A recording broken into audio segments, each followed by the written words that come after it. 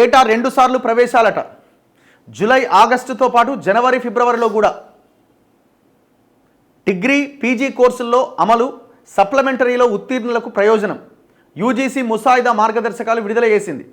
So ఈ degree and పీజీకి సంబంధించి కొన్ని కీలకమైన నిర్ణయాలు తీసుకున్నది యూజీసీ.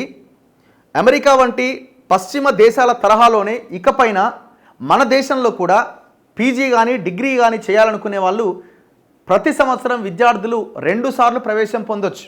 బేసిక్గానైతే మనం ఎప్పుడు అడ్మిషన్స్ ఉంటాయి, జూన్ జూలైలో అడ్మిషన్స్ ఉంటాయి. సో ఆ జూన్ జూలైలోనే కాదు, జనవరి ఫిబ్రవరిలో కూడా అడ్మిషన్ పొందొచ్చట. 2 సార్లు ఎంటర్ కావచ్చు. ఈ మేరకు నిబంధనల మార్పునకు యూజీసీ గురువారం ముసాయిదా మార్గదర్శకాలు విడుదల చేసింది. జాతీయ నూతన విద్యా విధానం అమల్లో భాగంగా తాజాగా ఈ మార్పులకు శ్రీకారం చుట్టింది. ముసాయిదా పైన ఈ నెల 23వ తేదీలోపు అభ్యంతరాలు, సూచనలు పంపొచ్చు. ఆ తర్వాత యూజీసీ గెజిట్ జారీ చేస్తుంది. కొత్త మార్గదర్శకాలు అన్ని కోర్సులకు వర్తిస్తాయి.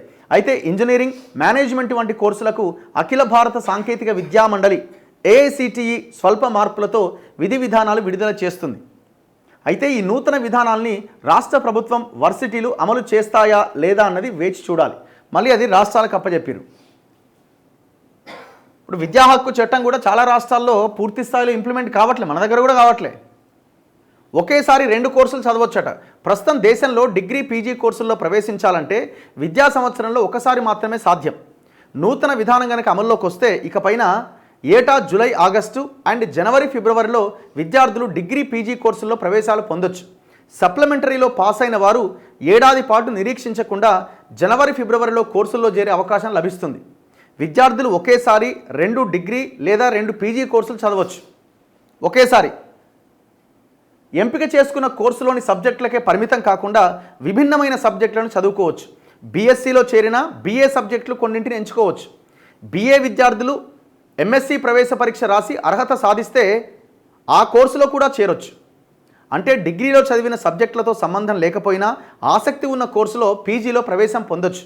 కాలేజీలు హైబ్రిడ్ విధానంలో, అంటే కొన్నింటిని తరగతి గదిలో, మరికొన్నింటిని ఆన్లైన్లో కూడా చెప్పొచ్చు.